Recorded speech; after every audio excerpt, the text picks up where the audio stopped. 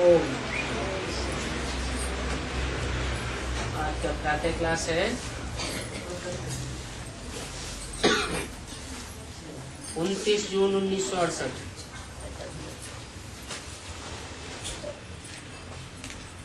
बच्चे जन्म जन्मांतर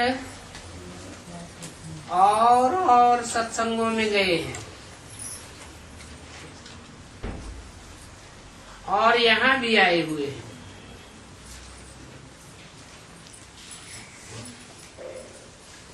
वास्तव में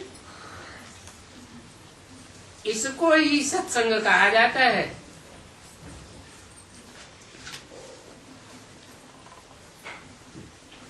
जन्म जन्मांतर जो और सत्संगों में जाते रहे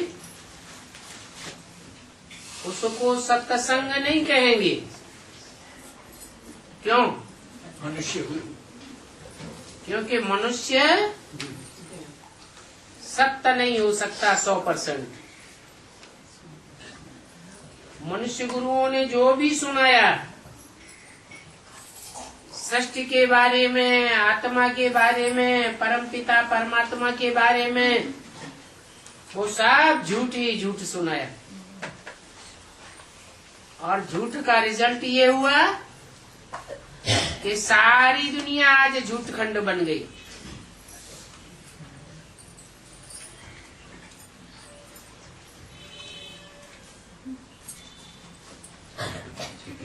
अभी कहेंगे सत्संग, जबकि बाप आया हुआ।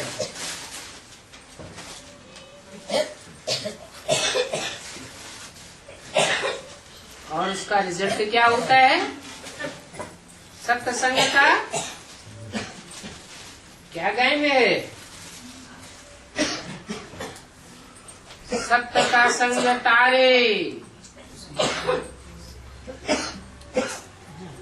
पार ले जाता है। काहे के पार ले जाता है? ये संसार सागर है, विषय सागर। ये विषय वैतरणी नदी है। सागर कहो, विषयी नदी कहो, इसके पार ले जाने वाला है सत्य का संग। बच्चों के दिल में आता होगा कि पहले हम भक्ति मार्ग के सत्संगों में जाते थे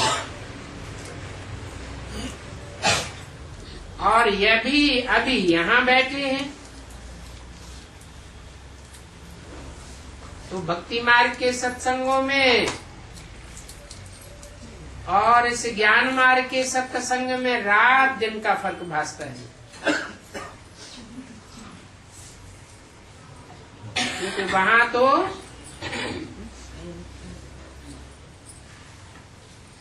भगवान का डायरेक्ट प्यार नहीं मिलता था। भगवान हमसे डायरेक्ट बात नहीं करता था। और यहाँ तो पहले पहले बाप का प्यार मिलता है।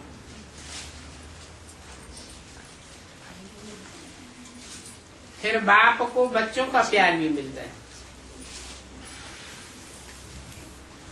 अभी इस जन्म में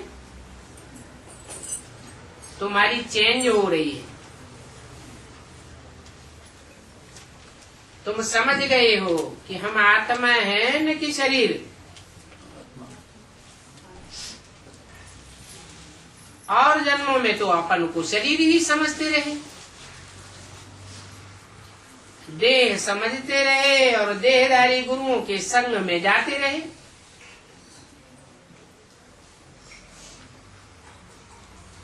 शरीर तो नहीं कहेगा कि हमारी आत्मा। आत्मा कह सकती है हमारा शरीर। आत्मा जानती है कि हम ये शरीर लेता हूँ। अभी बच्चे समझते हैं कि जन्म जन्मांतर तो वो साधु महात्मा सत्संग करते आए और आजकल फिर फैशन पड़ा है साईं बाबा का, मेहर बाबा का, परंतु वो बाबाएं तो सब जिस्मानी हो गए।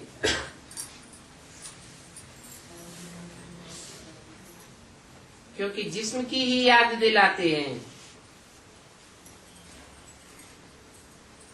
आत्मा का तो कोई को पता ही नहीं है।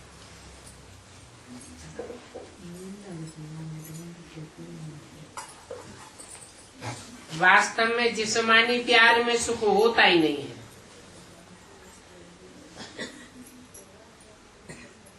जिस्म है बाहर की चीज और आत्मा है अंदर की चीज। कहते हैं ना, दिल का प्यार चाहिए। दिल अर्थात मन बुद्धि। तो रात दिन का फर्क है। तुम बच्चों का तो रूहानी प्यार है और यहाँ तुमको समझ मिलती है। वहां भक्ति मार्ग में तो बिल्कुल बेसमझ थे। अभी तुम समझते हो कि हमको बाबा आकर के पढ़ाते हैं।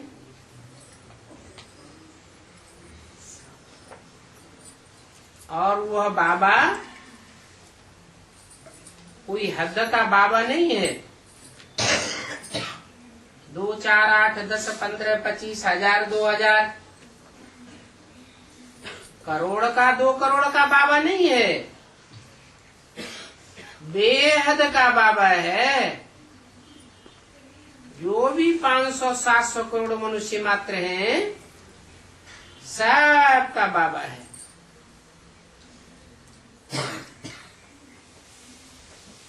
ये भी जानते हो कि मेल फीमेल सभी अपन को आत्मा समझते हैं। बाबा बुलाते भी हैं, हे बच्चों।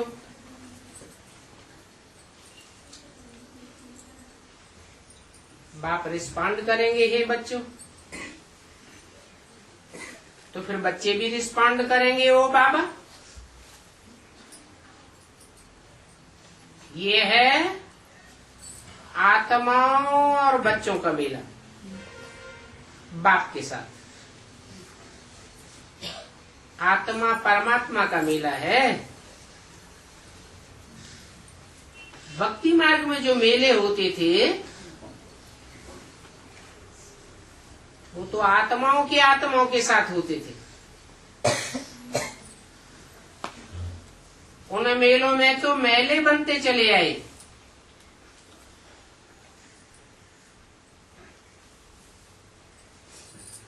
तो बच्चे ये जानते हैं बाप और बच्चों का, आत्मा परमात्मा का मेला ये एक ही बार होता है।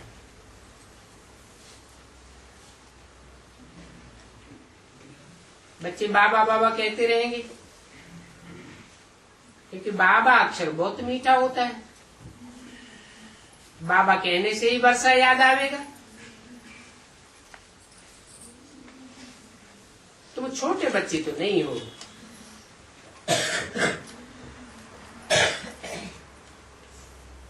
बाप की नजर बच्चों पर झट पड़ती है।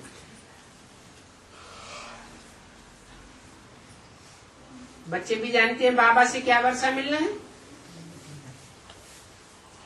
जो छोटे बच्चे हैं वो तो समझ नहीं सकते। या तो तुम जानते हो बाबा के पास आए हैं, बाप कहेंगे बच्चों, तो इसमें सभी बच्चे आ गए। बाप समझाते हैं जो भी आत्माएं हैं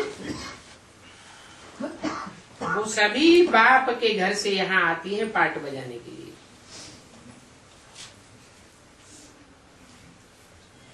और आत्माएं नंबरवार बाप से जुदा होकर के आती हैं इस सच्ची रूपी रंगमंच पर।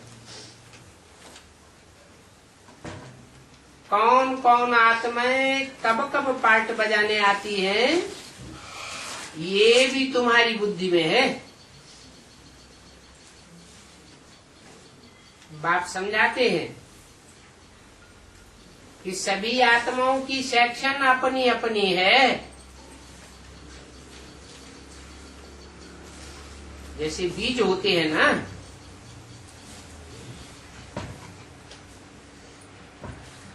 गेहूं का बीज गेहूं के साथ रखा जाता है, चने का बीज चने के साथ रखा जाता है। तो तुम आत्माओं की भी अपनी अपनी सेक्शन है। जिस सेक्शन से तुम आत्माएं आई हो, पिछाड़ी में जब विनाश होगा तो उसी सेक्शन में वापस जाएंगे।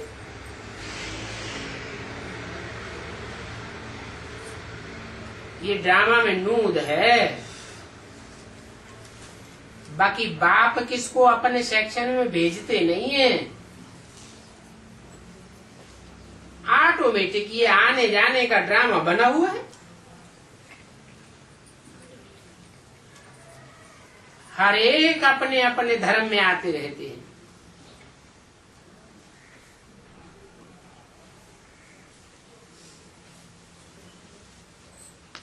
जब तक बुद्ध का धर्म स्थापन नहीं हुआ है तो कोई भी आत्मा उस धर्म की आवेगी ही नहीं।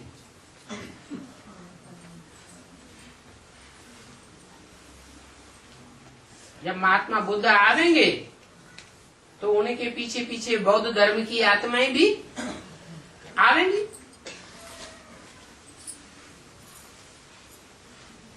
तुम जानते हो पहले पहले कौन आते हैं, कौन से सेक्शन के आते हैं? पहले पहले सूर्यवंशी सेक्शन के आते हैं, चंद्रवंशी आते हैं। जो बाप से अच्छी रीति पढ़ते हैं वो ही नंबरवार सूर्यवंशी चंद्रवंशी में शरीर लेते हैं।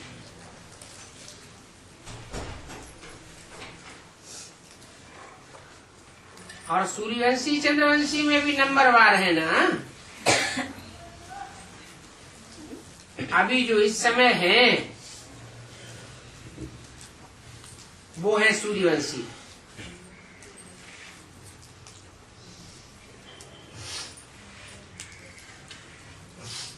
वहां सूर्यवंश में विकार की तो बात ही नहीं होती है।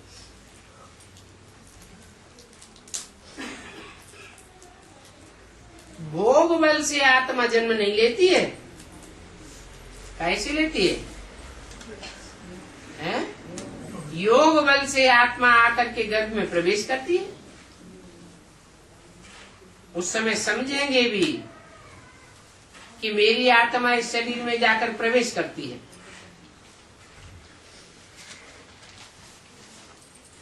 बूढ़े लोग समझते हैं हमारी आत्मा योग बल से जाकर ये शरीर लेगी। मेरी आत्मा भी पुनर्जन्म लेती है।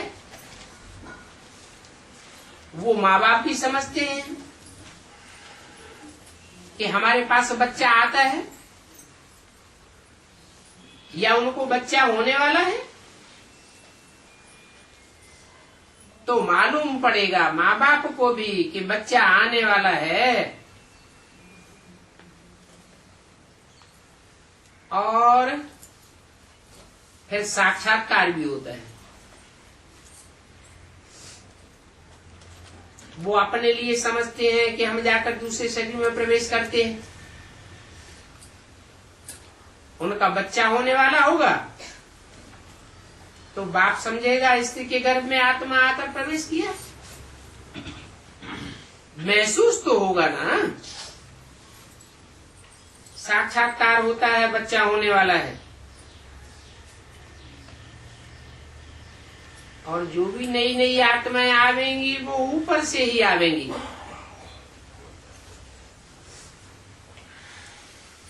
पहले पहले तो जरूर ऊपर से आवेंगी। नए नए आते रहते हैं। समझते हैं योग बल से आत्मा आकर इनके गर्भ में प्रवेश करती है। शुरू से ही जान जाते हैं इनमें प्रवेशता हुई। समझ होती है बच्चा कैसे आता है, कैसे प्रवेश करते हैं। समझते हैं हमको बच्चा होने वाला है। जब 60 वर्ष के होते हैं उस अवस्था में बच्चा पैदा होता है।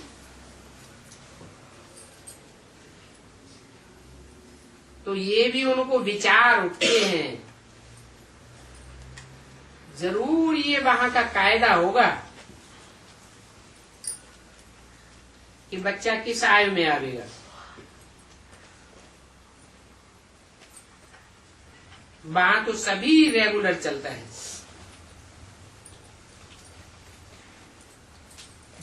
वो सब बातें आगे चलकर मालूम पड़ती जाएंगी। ऐसे भी नहीं कि 15 वर्ष में कोई 20 वर्ष में कोई बच्चा पैदा होगा जैसे कि यहाँ होते रहते हैं। नहीं, वहां की आयु ही 150 वर्ष होती है। तो बच्चा कब आवेगा? जब पूरी जवानी होती है, आधा लाइफ से थोड़ा आगे, उस समय बच्चा आता है। क्योंकि वहां आयु बड़ी होती है और सारी आयु में एक ही बच्चा तो आना है, फिर बच्ची भी आनी है। कायदा तो होगा ना, पहले बच्चा या बच्ची। पहले बच्चे की आत्मा आती है, फिर बच्ची की। तो विवेक कहता है पहले बच्चे की आत्मा आनी चाहिए, पहले मेल पीछे फीमेल। बीच बीच में ब्रह्मा बाबा इंटरव्यू करके भी बोलते रहते हैं।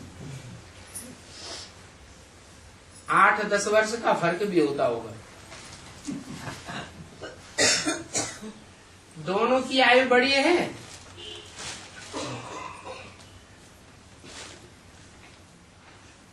तो जन्म में आने में फर्क भी जरूर रहेगा। 8-10 वर्ष देर से आ रही।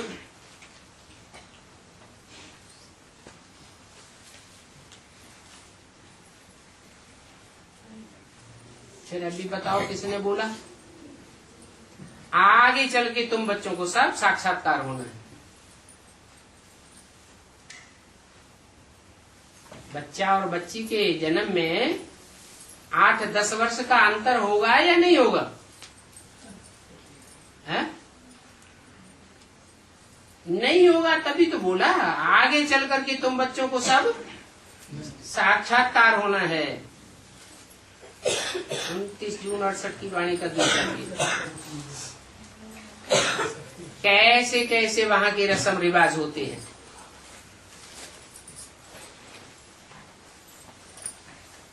ये सभी बातें नई दुनिया के लिए बाप बैठ समझाते हैं।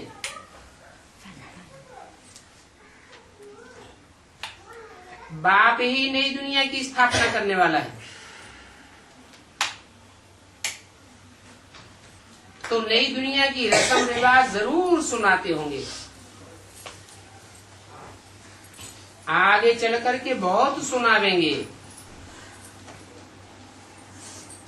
और फिर तुम बच्चों को साक्षात्कार भी होता रहेगा कि बच्चे बच्ची कैसे पैदा होते हैं। कोई नई बात नहीं है। तुम तो ऐसी जगह जाते हो जहाँ कल्प कल्प जाना ही पड़ता है। वैकुंठ तो अभी नजदीक आ गया ना। अभी तुम पुरुषार्थ करते करते बिल्कुल ही नजदीक आकर पहुंचे हो।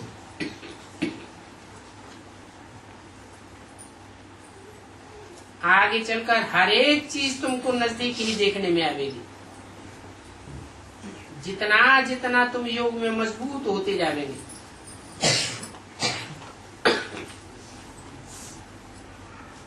अनेक बार तुमने ये पाठ बजाया। ये समझ है अभी तुमको मिलती है जो तुम साथ ले जाएंगे। वहां के रस्म रिवाज, बाप को समझाना तो यहाँ ही है, क्योंकि सीखना करना तो सब यहाँ ही होता है। सभी को साक्षात्कार होगा कि वहां की क्या रस्म रिवाज होगी। तुम सभी बच्चे जान जाएंगे। शुरू में तुमको साक्षात्कार हुआ था, देखते थे कैसे शादी होगी, कैसे बच्चा पैदा होंगे, सभी साक्षात्कार होता था ना। परंतु उस समय तो अजन तुम अलफ में पढ़ते थे, फिर लास्ट नंबर में भी तुमको साक्षात्कार होना चाहिए। तो बाप बैठ सुनाते हैं और वो सभी देखने की चाहना तुमको यहाँ ही होगी।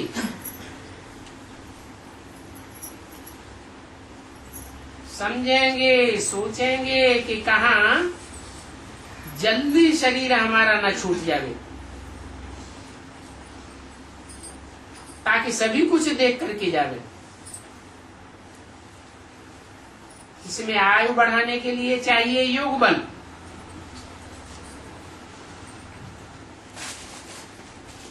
तो हम बाप से सभी को सुनते रहेंगे और अंत तक सभी कुछ देखेंगे।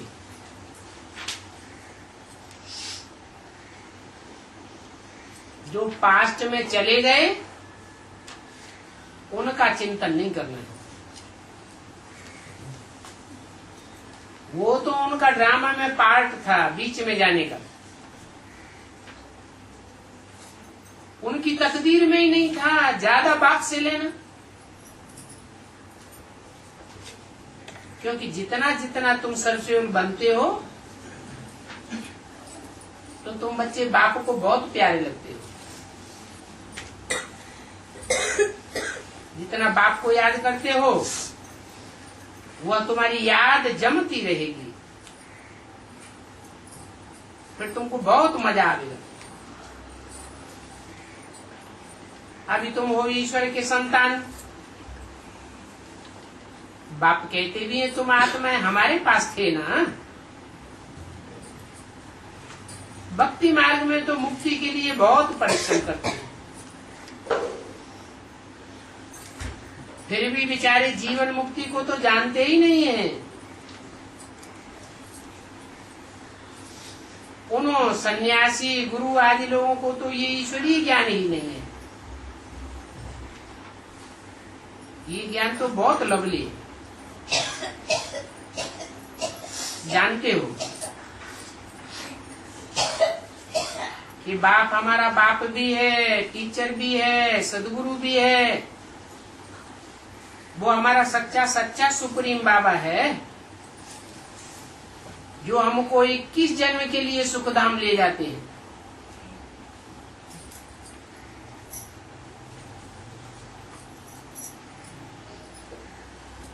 अभी आत्मा दुखी है ना, आत्मा ही दुखी और सुखी होती है। सुख और दुख आत्मा ही महसूस करते हैं। कहा भी जाता है पापात्मा, पुण्यात्मा, महात्मा। अभी बाप आए हमको सभी दुखों से दूर करने के लिए, तो अभी तुम बच्चों को बेहद में जाना है, फिर सभी सुखी हो जाएंगे, सारी दुनिया ही सुखी हो जाएगी। सारी दुनिया के मनुष्य मात्र का पहले पहले सुख में जाने का पार्ट है ड्रामा में। उनके पार्ट को भी तुम समझ गए हो। क्या समझ गए हो?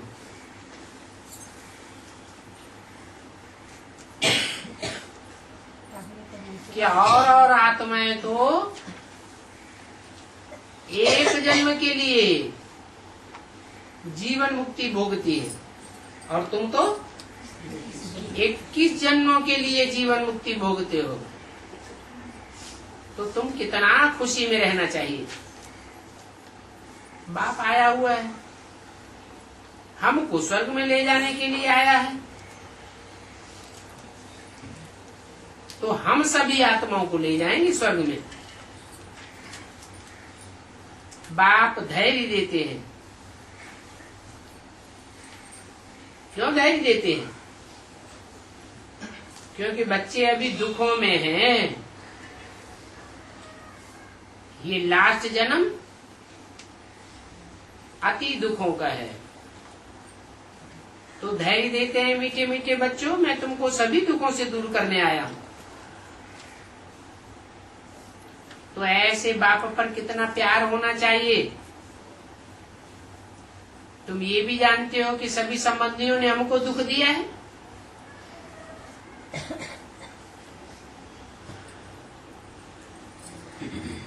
ये दुनिया है ही दुखदायी, और नई दुनिया में होते हैं सुखदायी संबंध।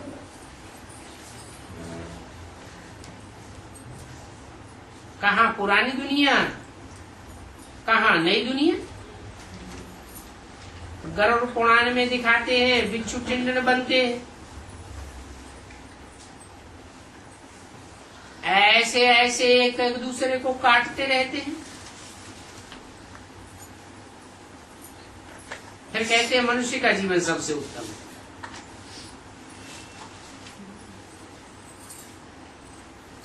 कहते हैं 84 लाख योनियों में मनुष्य आत्मा जाती है। अब देखो शास्त्रों में कितना गपोड़ा लगाई दिए है। ऐसी ऐसी बातें सुन सुन करके तुम्हारी बुद्धि क्या बन गई, बिल्कुल ही पत्थर बुद्धि बन गई। भक्ति मार्ग में ऐसी बातें सुनने में तुमको बड़ी खुशी होती थी। जानते ही नहीं थे कि हम ये दुख की बातें सुनते आए हैं। अभी बाप सभी बातें समझा रहे हैं कि सारा सृष्टि का चक्र कैसे फिरता है। अनेक बार बाप ने समझाया है, और समझा समझा करके हमको चक्रवर्ती राजा बनाते हैं। तो जो बाप हमको ऐसा विश्व का मालिक बनाते हैं, उन पर कितना प्यार होना चाहिए। इतना प्यार हो जो एक बाप को ही याद करते रहो। बाप के सिवाय और कोई भी संबंध याद भी ना आवे। आत्मा को ही समझाना होता है। हम सुप्रीम बाप के बच्चे हैं। अभी हमको जैसे कि सुप्रीम बाप से रास्ता मिला है, फिर औरों को भी सुख का रास्ता बताना है। सो भी आधा कल्प के लिए सुख का रास्ता बताना है।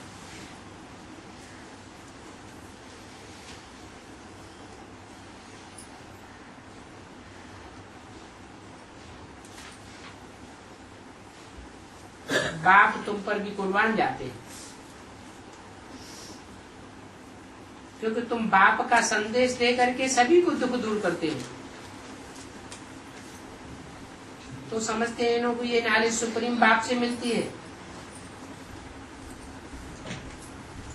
ये बच्चे फिर हमको पैगाम देते हैं, हम फिर औरों को देते हैं। पैगाम पहुंचाते, बाप का परिचय देते, सभी बच्चों को जगाते रहते कि उठो अज्ञान नींद से। भक्ति को अज्ञान कहा जाता है। जानते हो, भक्ति और चीज है और ज्ञान और चीज है। ज्ञान माना ही जानकारी, भक्ति माना ही भक्ति। ज्ञान सागर तो एक ही बाप है, वही ज्ञान सिखलावेगा। अभी भी तुम बच्चों को सिखला रहे, तुम्हारे दिल में आता है कि बाबा हर 5-4 वर्ष बाद आकर के हमको जगाते हैं। तो ये आत्मा एक दीवा है। अभी अंतिम जन्म में इस आत्मा रूपी दीवा में थोड़ा सा घृत रह गया है।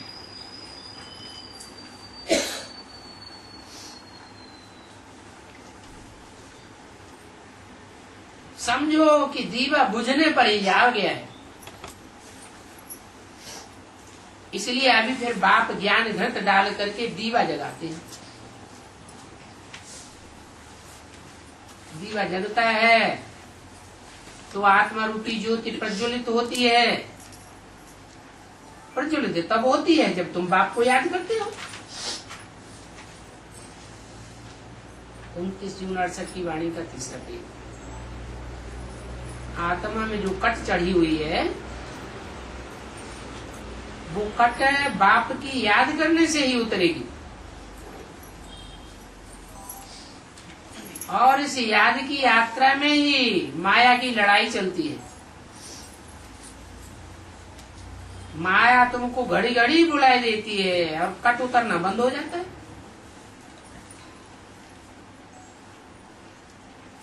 बल्कि जितना कट उतरती उससे भी जास्ती चढ़ जाती है। ऐसे भी माया का वार होता है। तो बाप कहते हैं मुझे घड़ी घड़ी याद करो, पक्की प्रैक्टिस करो। याद की तो तुम्हारी कट उतर जाएगी। इस याद की यात्रा में बड़ी मेहनत है। माया के तूफान तो बहुत आते हैं। इतने तूफान आते हैं जो बहुत कशिश करते हैं। इसलिए बाप कहते हैं कि अब आत्मा अभिमानी बनो। देह अभिमानी बनेंगे तो माया कशिश करती रहेगी। पक्का करो हम आत्मा हैं। जानते हो कि हम बाबा के पास शरीर के सहित तो जा ही नहीं सकेंगे। शरीर से अलग होकर के जाना है। आत्मा को देखते रहेंगे तो तुम्हारी कट उतरती रहेगी। जब तुम अपनी देह को, देह के संबंधियों को देखते हो तो तुम्हारी कट चढ़ती है। कब चढ़ती है कब उतरती है, ये चलता रहता है। तो ये तुम्हारा जो रास्ता है याद का, ये बड़ा नाजुक है। कब ऊपर चढ़ते हो कब नीचे उतरते हो। ये होते होते कर्मातीत अवस्था पिछाड़ी में पा लेते हैं। मुख्य आंखें ही हैं जो हर बात में धोखा देती हैं। इसलिए बाप समझाते हैं अपन को आत्मा समझो और दूसरे को भी आत्मा सीखो।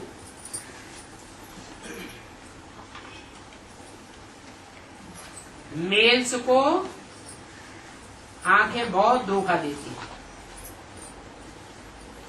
फीमेल को देखा और देखने से ही आंखें धोखा देती हैं। इसलिए शरीर होते हुए भी आंखों से देखते हुए भी देखना नहीं।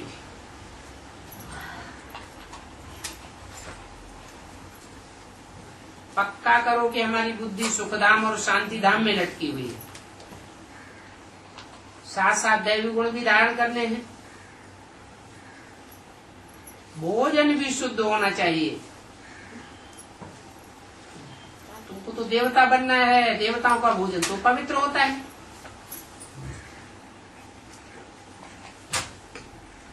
देवताएं तो विष्णु की औलाद है ना। वैष्णव का भोजन कितना शुद्ध होता है। ये वैष्णव अक्षर विष्णु से निकला है। अर्थात वैष्णव विष्णु की संतान होते हैं।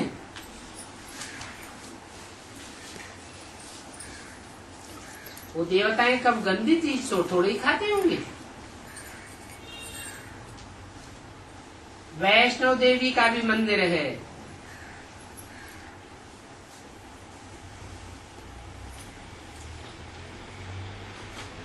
जिसको नारायण भी शायद कहते हैं। अभी लक्ष्मी नारायण तो साकार ठहरे।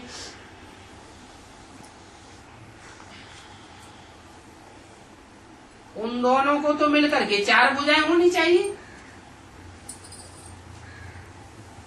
2 भुजा नारायण की, 2 भुजा लक्ष्मी की। परंतु भक्ति मार्ग में विष्णु को 4 भुजा देते हैं। वो समझते हैं विष्णु ऐसा कोई एक देवता होता है जिसको 4 भुजाएं होती होंगी। ये वेद का अज्ञान है। समझते नहीं है कि भुजा सहयोगी को कहा जाता है।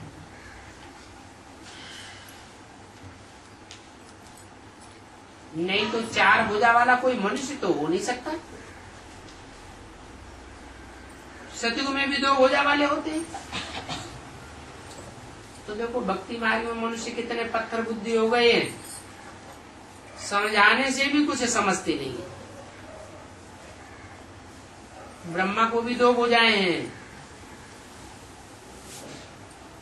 ब्रह्मा की बेटी सरस्वती, उनको फिर मिला करके 4 भुजाएं दे दी। अभी सरस्वती कोई स्त्री नहीं थी।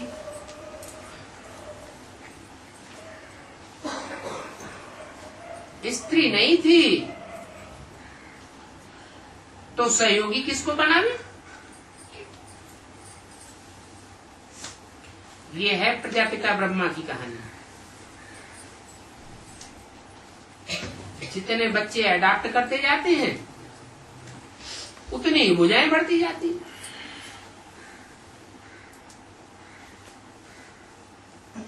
भक्ति मार्ग में ब्रह्मा को ही 8 भुजाएं, 10 भुजाएं, 20 भुजाएं दे देते।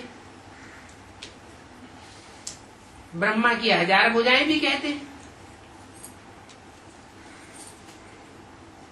विष्णु व शंकर की इतनी भुजाएं नहीं देंगे। ब्रह्मा की बहुत भुजाएं कहते हैं। क्योंकि बच्चे बढ़ते जाते हैं तो भुजाएं बढ़ती जाती है। तो देखो भक्ति में क्या क्या करते रहते हैं, समझ कुछ भी नहीं है। अभी बाप आकर बच्चों को समझू बनाते हैं। तुम कहते भी हो कि बाबा ने हमको आकर के कितना समझदार बनाया है। शिव बाबा कहते तो थे ना, वो निराकार था। अभी भी तुम समझते हो वो निराकार है, परंतु वो तो हमारा बाबा है ना। ये भी तो समझना चाहिए वो किसका बाप है। सभी आत्माओं का बाप है। मनुष्यों का बाप है प्रजापिता। ये कहते हैं हम शिव का भक्त था। अच्छा, शिव को क्या समझते थे?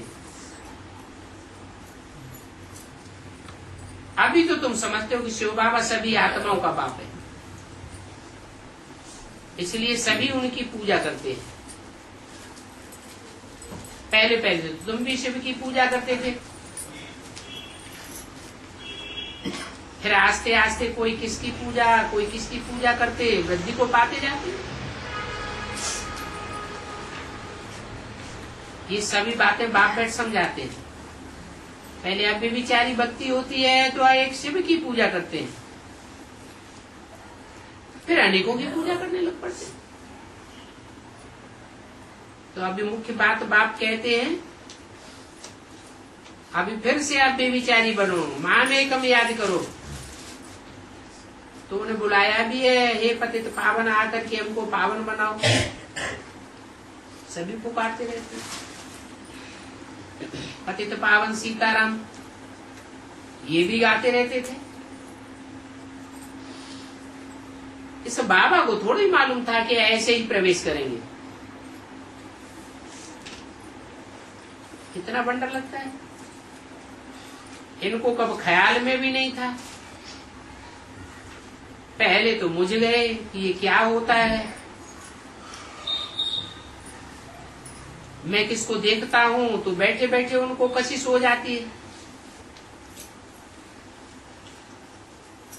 फिर सोचता हूं ये क्या होता है।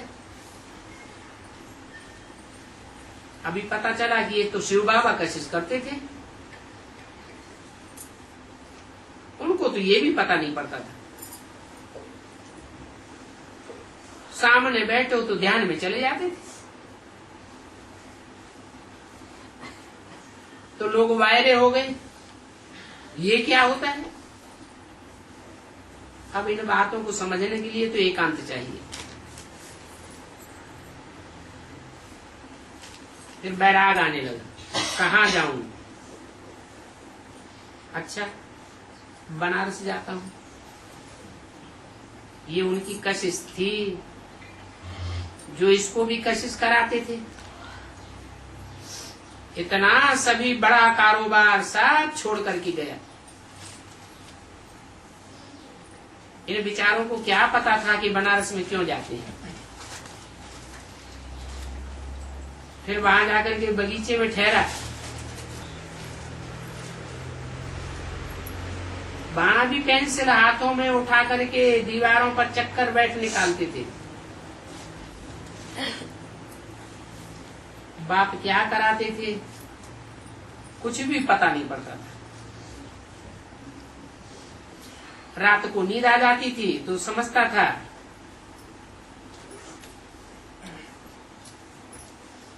ऐसे फील होता था कि कहीं उड़ गया हूं।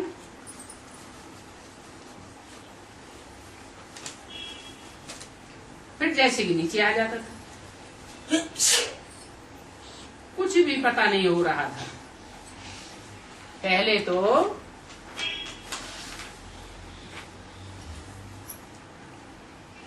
अलफ के ज्ञान बुद्धि में बैठे तो सारी बातें धीरे धीरे बुद्धि में बैठे। 29 जून 68 की वाणी का चौथा पेज। हाँ, पहले शास्त्रों का ज्ञान तो था। अहम ब्रह्मास्मि, माया के भी हम मालिक हैं, ऐसे भी समझाते थे। तब कहते हैं तुम्हारा पहला ज्ञान बिल्कुल ही डिफरेंट था।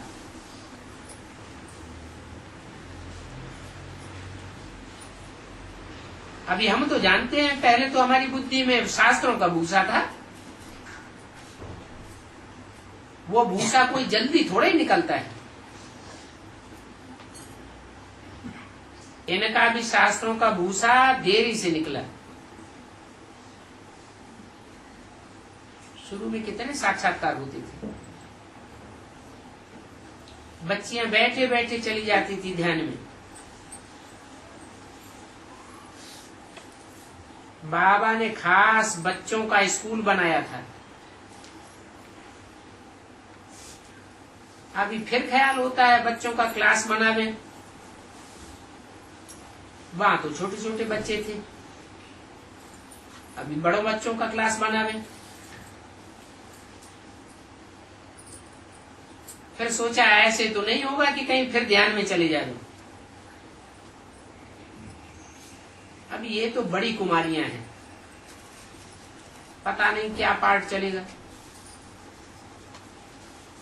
उस समय तुम्हारा भी नामाचार हो जाएगा। शुरू में तुमने बहुत खेल पाल देखे। कहेंगे जो हमने देखा है सो तुमने नहीं देखा। अभी भी बाप कहते हैं जिन्होंने देखा था वो तो चले गए। अभी फिर जो तुम देखेंगे वो फिर युवा नहीं देखेंगे। तो पिछाड़ी में बहुत ही साक्षात्कार करा देंगे।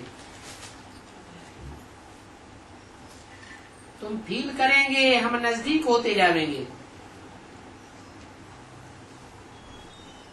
और ये भी अनुभव करेंगे मिरवा मौत मलू का शिकार। मलूक शिकारी को कहा जाता है और मिरवा जानवर को कहा जाता है।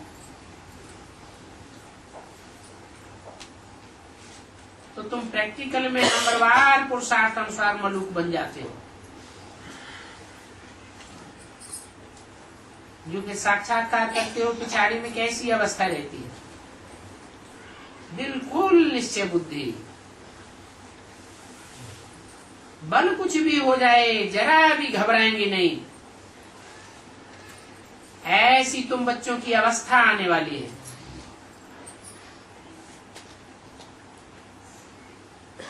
अभी क्यों नहीं आती है? क्यों नहीं आती? तब ऐसी अवस्था क्यों बन जाएगी?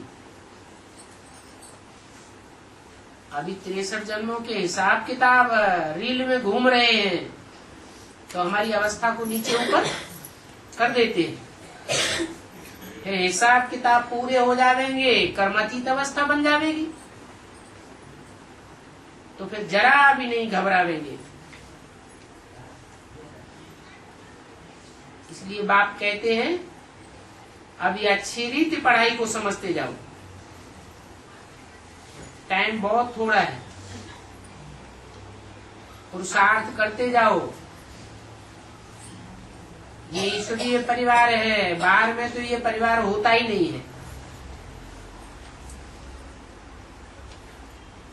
इस परिवार में आकर के तुम 1 घंटा मिलते हो, सेंटर पर जाते हो, बाकी तो सारा दिन असुरों के साथ रहना पड़ता है।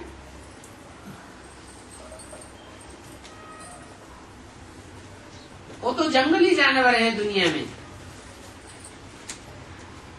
जंगली बंदर हैं, तुम्हारी भूलें ही देखते रहेंगे। शास्त्रों में भी क्या क्या बातें लिख दी। राम ने बंदरों की सेना ली।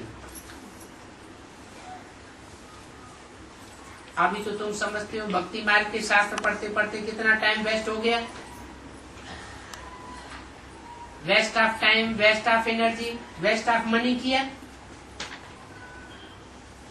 वही आप बातें सुनते सुनते सत्य सत्य करते करते खुश होते रहते थे। वो सब है भक्ति मार्ग की कथाएं। अभी मालूम पड़ा है कि भक्ति में क्या लगा पड़ा है। अभी फिर ज्ञान में चलना है, तुमको नूर बनना है, देवान को चकनाचूर करना है। भक्ति मार्ग में भी कोई बहुत बहुत तीखे भक्त होते हैं,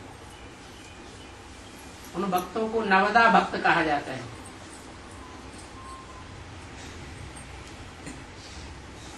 यहाँ फिर है नवधा योग, जिससे पाप कटते हैं। ये नॉलेज तो बहुत सहज है और बच्चों को समझाते भी बहुत हैं। कहते हैं अभी कोई विकर्म नहीं करना है, ये रावण राज्य तुम्हारे योग बल से खत्म होता जाएगा। और ड्रामा अनुसार रावण राज्य खत्म होना ही है। सतयुग में तो रावण रहता ही नहीं है, सूर्यवंशियों की राजधानी चलती है। वहां ये भी नहीं पता रहता कि हमारे पीछे चंद्रवंशी आवेंगे।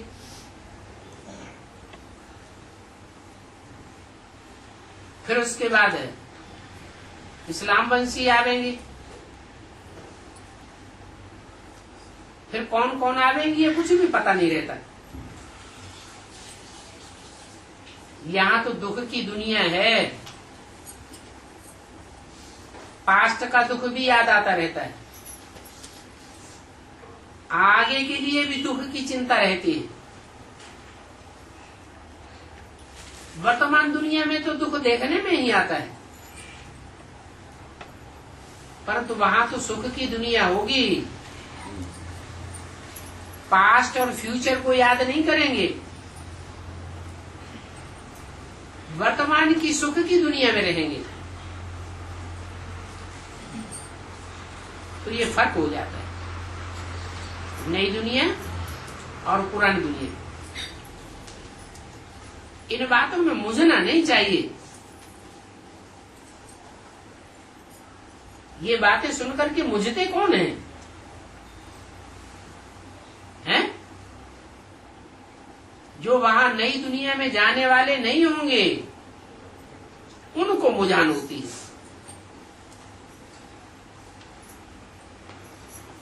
परंतु उनका भी दोष नहीं है। इसलिए तुम तो कोई बात में बिगड़ते ही नहीं हो। जानते हो ये बेचारे बेसमझ हैं।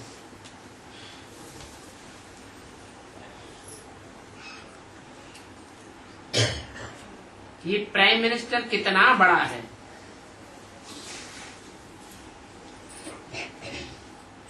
उनको वर्ल्ड की हिस्ट्री ज्योग्राफी का ज्ञान ही नहीं है। कितना मान मर्तबा, कितने लोग उनके पीछे पड़े रहते हैं और चक्र को जानते ही नहीं है। अभी तुमको तो कितनी समझ मिली है, तुम बच्चों की बुद्धि में है 84 का चक्र पूरा करके हम आए हैं।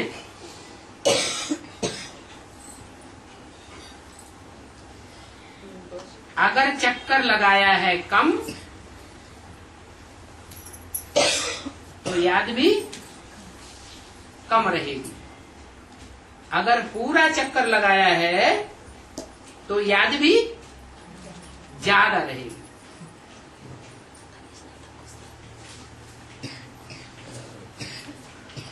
जितना चक्कर कम लगाया होगा उतना योग में कम रहेंगे, क्योंकि पीछे आए हैं ना। जो पीछे आए होंगे उनकी निशानी क्या होगी? वो किसी को समझाए नहीं सकेंगे और आवेंगे भी पीछे। कोई तो त्रेता के भी पीछे आवेंगे। तुम बच्चों को बेहद के बाप द्वारा वेद की समझ मिलती है, नटशैल में बीज और झाड़ को तुम समझ गए हो। झाड़ का सार तुम्हारी बुद्धि में रहता है। तो सुदर्शन चक्र बुद्धि में फिरता रहता है। इस चक्र से तुम्हारे पाप कटते रहते हैं। तुम सुदर्शन चक्र फिराते रहेंगे और पाप कटते जाएंगे। उन्होंने फिर सुदर्शन चक्र दिखाया है, कृष्ण को दिखाते हैं, सबका गला काटते रहते हैं। अब ऐसी तो कोई बात है नहीं। गला काटना अर्थात देह अभिमान को अलग करना। देह अलग हो जाती है, आत्मा अलग हो जाती है। कृष्ण की आत्मा बहुत जन्मों के अंत में सुदर्शन चक्रधारी बन रही है ताकि पाप कट जावे। उनको ज्ञान भी है, सुदर्शन चक्र भी फिराते हैं। तुम जानते हो शिव बाबा तो चक्कर नहीं फिराते। क्यों है? जो चक्कर में आवे सो चक्कर फिरावे।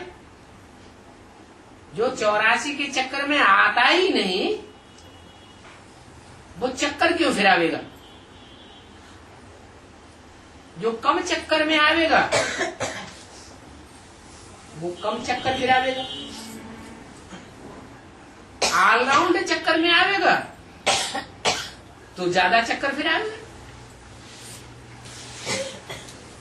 शिव बाबा कोई चक्कर नहीं फिराते, ब्राह्मण ही फिराते हैं, जिससे उनके विकर्म विनाश हो जाए।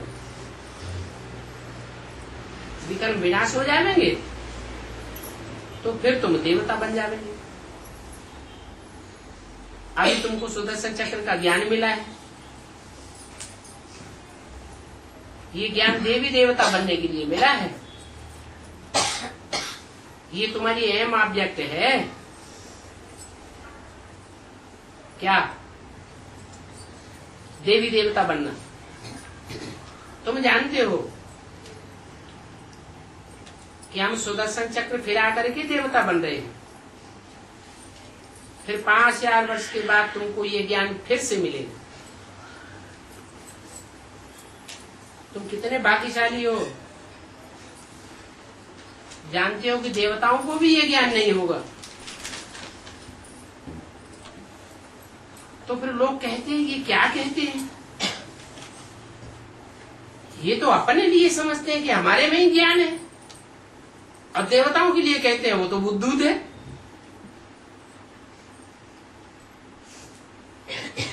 अपने को वो समझते हैं, बाकी सभी के लिए कहते हैं इनमें कोई में ज्ञान ही नहीं है। इसलिए कोई की भी आंख डूबती नहीं है। जो अच्छे बच्चे समझदार हैं वो तो झट समझ जाते हैं। बच्चों में कोई भी संशय होगा तो निकल जाएगा, रिफ्रेश हो जाएंगे। बाप तुम्हारी मुझ निकाल रहे हैं।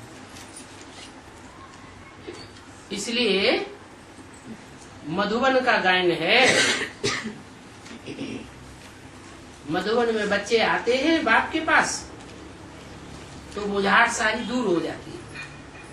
अच्छा, बच्चों को गुड मॉर्निंग और नमस्ते।